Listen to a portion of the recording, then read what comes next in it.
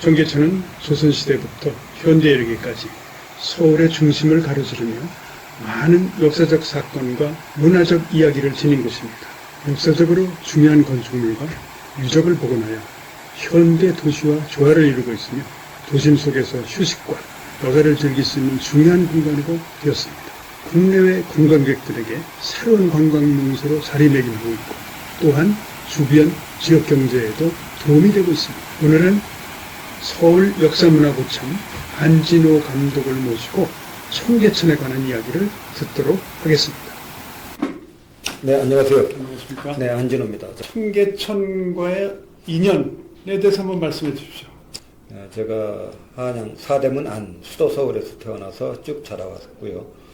그래서 친구들하고 만나거나 모임이 있을 때는 항상 광화문에서 만나든 또는 신설동에서 만나든 청계천을 타고서 쭉 집으로 오는 것이 일상화됐었습니다. 청계천에서 만났을 때는 가끔 광장시장에서 만납니다. 옛날에는 청계천이 복개가 돼가지고 경제적인 효율성의 측면에서 복개해가지고 뭐 2층으로 고가도로와 밑에 층도 다 그렇게 복개가 되어 있는 상황이었었기 때문에 청계천에 대해서 뭐 어떤 아름다움이나 그런 것을 느낄 수는 없었죠.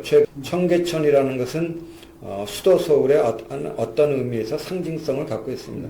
이 종로길하고 같이 흐르거든요. 한강은 서쪽으로 흐르고 있지만 청계천은 동쪽으로 흐르고 있습니다. 우리나라 가장 큰 세종로 그리고 운종가를 흘러서 동쪽으로 쭉 흘러가면서 수구문 또는 시구문이라고 했던 현 광희문을 갖다가 동대문을 갖다 가로지르게 됩니다. 그리고 가로지르면서 동묘라고 하는 것은 또 옆에 영도교라고 있죠. 영도교는 옛날에 태종 또는 세종 그리고 연산군의 유배, 연산군에는 유익길이라고 얘기할 수가 있고요. 또 단종은 거기를 정순왕후하고 마지막에 헤어졌던 눈물의 어떤 그런 영도교를 건너고서 거기서 왕십리를 거쳐서 한양대학교 북단으로 해가지고 거기서 살구지 다리를 그 당시 다리가 없었죠. 물론 단종 때는 있었었지만 태종 때에는 그 당시는 우리나라 말하면 징검다리 같은 걸 해가지고 거기서 사냥도 하고 또 세종하고 같이 거기서 매사냥도 하고 거기서 화양정이라고 하는 화양리까지 거기서 쭉 넓은 벌판에서 재미나게 유희도 했어요. 연산군은 또 기생들 갖다가 무지하게 끌고서 거기서 유희도 하고 했던 그 길입니다. 그래서 청계천이라는 것은 동쪽으로 흐르면서 성북천하고 합류가 되고요. 또 정릉천하고 합류가 되면서 쭉 한양대 북단 쪽으로 흘러가면서 중랑천하고 합류가 됩니다. 중랑천하고 합류가 되면서 뚝성 그리고 두물포는 현재 옥수역 밑입니다. 거기서 합류가 돼가지고 한강하고 합류되는 거죠? 네, 그렇죠. 그래서 두물포입니다. 두 물이 합류가 됐다. 그래서 한강에 본류하고 이쪽에서 청계천하고 합류가 됐던 중량천하고 합류가 됐던 그 두 물이 바로 그 옥수역 거기 두물포에서 합류가 돼가지고 한강으로 다시 흘러서 동진을 했던 청계천이 서진을 해가지고 서해바다로 인천 쪽으로 해서 흘러가게 됩니다. 그만큼 청계천은 우리 역사적으로 우리 민족의 애환하고 또 수많은 스토리와 영웅들의 스토리를 함께 담고 있습니다. 청계천이 흐를 때 그 전에는 주 한강하고 만나기 전에 어떤 그 청계천을 중심으로 해서 이루어졌던 상권이나 또는 주거지나 뭐 이런 것들이 있었습니까? 역시 그 청계천은 우리가 말하는 종로 상권하고 함께 흐릅니다. 종로하고 종로길하고 옛날에 운종가라고 했죠. 그 종로길하고 청계천은 함께 흐르기 때문에 뗄래야 뗄 수가 없죠.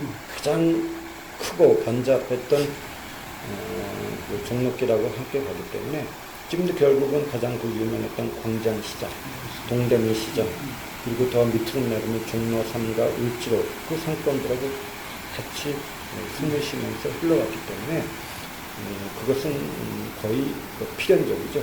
그래도 6.25 때는 또 수많은 또 우리 그 난민들이 청계천을 주변으로 해가지고 또 살아오셨고요. 그리고 오늘날에도 결국 지방에 계신 분들이나 관광객들이 와서 찾는 것은 역시 청계천입니다.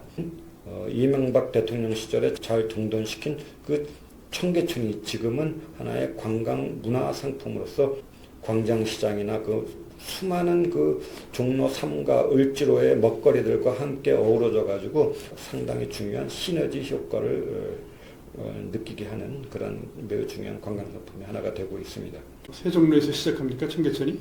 청계천은 세종로라기보다는 북악, 인왕산, 북악, 인왕산, 세검정 그쪽에서 흘러나와서 광화문 세종로로 해가지고 청계천으로 들어오게 되지요. 청계천으로 들어왔던 그 동진을 했던 그 물들이 결국 광장시장, 즉 창경궁 앞에서 또 합류가 됩니다. 대학로 성황경대학교에서 흘러내려왔던 물이 창경궁 앞으로 해가지고 광장시장으로 해서 합류가 되고요. 두 번째는 정릉천 또는 성북천하고 합류가 되고 마지막에는 중량천하고 합류가 되면서 한강하고 본격적으로 합수가 되면서 서쪽 사진을 하며 인천으로 향하게 됩니다. 구독, 좋아요 눌러주세요. 감사합니다. 그런 그 청계천에 대한 어떤 역사적인 기록이나 어떤 자료 같은 게 많이 있습니까? 청계천이 옛날부터 우리나라 같은 경우는 집중호우가 있어가지고 청계천 그 주변에 그 토사가 많이 쌓였던 것 같습니다. 역시 옛날의 왕들도 치수를 하기 위해서 많은 고민을 했었기 때문에 토사가 많이 쌓였던 것은 아마 숙종 때 대대적인 그 청계천의 토사를 준설하게 됩니다. 청계천이 많은 사람들이 그때 그 굶주리고 좀 헐벗고 하는 삶이 있었기 때문에 수많은 사람들이 청계천 준설을 시킴으로써 치수의 역할도 하며 또 많은 사람들에게 일당을 지불함으로써 먹거리를 어느 정도 해결할 수 있는 그런 활동을 했었죠. 특히 숙종 때 그런 활동들을 했었습니다. 우리나라 기후의 특성상 여름에 집중호우가 일어나는 날씨가 많기 때문에 그런 준설은 절대적으로 필요했고요. 수표교뿐 아니고 여러 개 다리가 있었는데 혹시 거기에 얽힌 사연 같은 것도 있습니까? 또 영도교입니다. 영도교. 동묘 옆에 보게 되면 영도교에는 임금들이 이제 동대문을 갔다가 해서 지나가게 됩니다. 왕들은 대부분 시구문으로 들어가지 않고 동대문으로 들어가거든요. 흥인지문이라고 해야 되겠죠.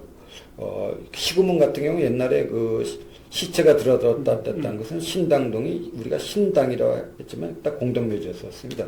그래서 거기는 일반 평민들이나 때로는 시체가 들어가는 공동묘지하고 일부 밭대기들이 있었었죠. 그래서 왕들이나 이런 분들은 전부 흥인지문으로 해서 가는데 흥인지문으로 해가지고 영도교를 지나게 됩니다. 영도교를 지나서 쭉 사냥을 하거나 또는 살고지다리 그쪽으로 이제 놀러 가거나 뭐 이렇게 하는데 이 영도교에는 단종의 유배를 갔던 그 길이 되고요. 단종의 그 조상이 되는 세종대왕과 태종대왕은 또 그 영도교를 건너서 사냥을 하러 갑니다. 그 살고집벌이라고 하죠. 그리고 또 연산군 같은 경우는 거기서 유희길이라고 해가지고 수많은 궁인들을 데리고 거기 가가지고 한강에 강바람을 쐬면서 거기서 누우는 기록이 있어서 영도교라는 것이 애환이 있습니다. 유배의 그런 것, 또 유희의 길, 그리고 또 사냥의 길, 그리고 뭐 그런 부분에 있어서는 영도교가 상당히 좀 재미있는 부분이 있고요. 또 살고지다리는 또 한강하고 이제 합수가 되는데 살고지벌은 예전에 그 삼국시대 때 신라군이 뚝섬 쪽에서 치고 들어오고 한강을 도하해가지고 그걸 치고 들어오고요. 고구려군은 약간 이 한양대 쪽으로 저기 했었습니다. 그러다 보니까 거기서 활도 쏘고 전투가 이루어지고 결국 신라군이 거기서 밀어붙여가지고 북한산성까지 북한산성 진흥왕 순수비가 있지 않습니까? 그랬더는 이제 썰이 있는데 저는 어느 정도 그것이 충분히 개연성이 있는 얘기입니다. 살고지가 화살이거든요. 그래서 그런 의미가 그때부터 전승대에 내려오지 않았는가. 물론 이제 거기에 또 태종과 태조의 스토리가 있어가지고 살고지라고 하는데 신라군과 고구려군의 그 전투에서부터 이루어졌던 살고지. 그리고 또는 태종이 그 매사냥을 했던 거기서 또 이렇게 군 사열식도 거기서 했었습니다. 대마도 정벌하러 갔을 때 세종이 거기서 군 그 사흘씩을 갖다가 두물포에서 또 했었고요. 그래서 그런 의미에서 영도교와 살구지벌에 대한 여러 가지 재미있는 스토리가 거기서 있습니다. 서울역사문화구청 안진호 감독을 모시고 청계천에 관한 이야기를 들어보았습니다.